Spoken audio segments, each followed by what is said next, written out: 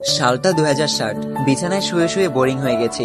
Bed বক্সের উপর থেকে চশমাটা হাতে নিলাম আর খাটের পাশ থেকে লাঠিটা হাতে নিয়ে নাতনির ঘরে গেলাম গল্প করব বলে। গিয়ে দেখি ল্যাপটপে কিছু একটা করছে। আমি যেতেই বলল, দাদুন তুমি বসো বসো, আমি টিউশনে যাব। বসলাম ওর ঘরে। ল্যাপটপটা খোলাই ছিল। চশমা চোখে দিয়েও ভালো দেখতে পারি না। হঠাৎ মনে পড়লো আজ কত যুগ ধরে ফেসবুকে যাই না, অথচ যে ছেলেটা না এখনকার বুড়োটা একসময় দিন রাত ফেসবুকে চ্যাটিং ছবি আপলোড দেওয়া নিয়ে ব্যস্ত থাকতো, অনেক কষ্টে পাসওয়ার্ডটা মনে করলাম। আইডিটা লগ ইন করে দেখি ইনবক্সে ৮৬৭৮টা মেসেজ। আইডিটা চেনেই যাচ্ছে না, সব অপরিচিত লাগছে। ফ্রেন্ড সংখ্যা ছিল ৪৭৮৮ জন, কিন্তু এখন চ্যাট লিস্টে আছে ২৮ জন। বৃদ্ধ হয়ে যাওয়ায় হয়তো ওরাও আর ফেসবুক চালায় না। ইনবক্সে ঢুকতেই আমার ক্লোজ কয়েকটা ফ্রেন্ডের মেসেজ, বন্ধু শরীরটা ভালো নেই, বেশি দিন হয়তো বাঁচবো না। মেসেজটা ছিল ৫ বছর আগে। খবর পেয়েছি ৪ বছর আগেই সে মারা গেছে। আমার বেস্টিও ৯ বছর আগে মারা গেছে।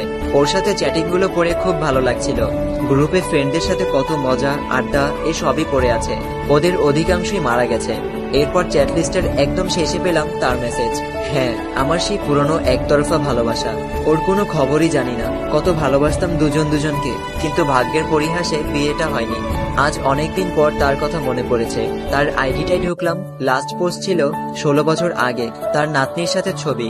আরো একটু নিচে যেতে দেখলাম তার ফ্যামিলির ছবি। সে, তার স্বামী, মেয়ে, ছেলে আর নাতি নাতনি, খুব হ্যাপি ফ্যামিলি। ওকে যেদিন শেষ দেখেছিলাম চুলগুলো সেই রকম স্টাইল দেওয়া, পরনে লাল শাড়ি ছিল, কিন্তু এখন এই ছবিগুলোতে সাদা শাড়ি পরা, চুলগুলো সব সাদা, কিছু কিছু আবার মেহেদি দিয়ে লাল করা। হঠাৎ মোবাইলের স্ক্রিনে নিজের ছবিটা দেখলাম। আমিও তো বুড়ো হয়ে গেছি। ও দেখলে নিশ্চয়ই বলতো বুড়ো দাদু। আচ্ছা, ও কি আজও বেঁচে আছে? জানি না।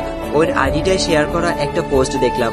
একজন ওর আইডির স্ক্রিনশট দিয়ে লিখেছে, এই দাদি গতকাল আনুমানিক বিকেল ৫টায় হৃদক্রিয়া বন্ধ হয়ে মারা গেছেন। উনি যেন স্বর্গ লাভ করেন এই আমার প্রার্থনা। পোস্ট পড়েই থমকে গেলাম। ৫ বছর আগের পোস্ট। ও মারা গেছে তাহলে। হায় রে, কোথায় সেই একসাথে বাঁচবো বলে কথা দেওয়া দিনগুলো। অজান্তেই চোখের কোণে পানি এলো। এরপর পরিচিত ফ্রেন্ডদের আইডিটা দেখছিলাম। ওদের আইডিটা এখনো প্রাণবন্ত, কিন্তু ওরা প্রাণবন্ত না। অনেকেই দুনিয়ার মায়া ত্যাগ করেছে। যে ফ্রেন্ডটা রোজ নতুন নতুন সেলফি আপলোড দিত, ও ২০ বছর আগে ক্যান্সারে মারা গেছে। খবর শুনে দেখতে গেছিলাম। মজার মজার জোকস পোস্ট করা ফ্রেন্ডটার খবর জানি না। লেখক ফ্রেন্ডটা ৮ বছর আগেও একটা পোস্ট দিয়েছে, ওর ছেলে ওকে বৃদ্ধাশ্রমে ফেলে এসেছে এই নিয়ে। ওর সাথে যোগাযোগ নেই। এরপর আমার আইডিটায় গেলাম। এত ট্যাগের ভিড়ে নিজের শেষ পোস্টটা পাচ্ছিলাম না। এই তো অনেক কষ্টে খুঁজে পেয়েছি। ৩৩ বছর আগে আমার স্ত্রী আর মেয়েকে নিয়ে ঘুরতে গেছিলাম, সেখানকার কয়েকটা পিক। আরো প্রিভিয়াস পোস্টগুলো পড়ে কখনো হাসলাম, কখনো কাঁদলাম। হঠাৎ নাতনি ডাক দিল, দাদু আমি রেডি, টিউশনে যাব, ল্যাপটপটা দাও। আমি বললাম, ল্যাপটপ নিয়ে টিউশনে যাবি? নাতনি বলল, আরে তুমি আদি যুগের মানুষ বোঝো না, আমরা তো ভার্চুয়াল ক্লাস করি। আমি বললাম, ওহ, তা বই খাতা লাগে না? নাতনি বলল, ধুর কি বলো, ক্লাস করতে বই খাতা লাগে? আমি বললাম, ওহ লাগে না। নাতনি বলল, তোমাদের সময় লাগতো? আমি বললাম, হ্যাঁ লাগতো তো, তবে তখন আমরা বইয়ে পড়তাম, দেশে ভার্চুয়াল ক্লাস হবে। নাতনি বলল, হা হা হা, টিউশনে খাতা কলম লাগতো, দারুণ ফানি। আচ্ছা আমি যাই, টিউশন শেষে তোমাদের কালের গল্প শুনবো। হ্যাঁ, এখনকার আধুনিক আমরা, কিন্তু ২০৬০ সালের আদিম আমরা। আমাদেরও ওই যুগের ছেলেমেয়েরা আদিকালের মানুষ বলবে। জানি না ২০৬০ সাল পর্যন্ত বাঁচবো কিনা।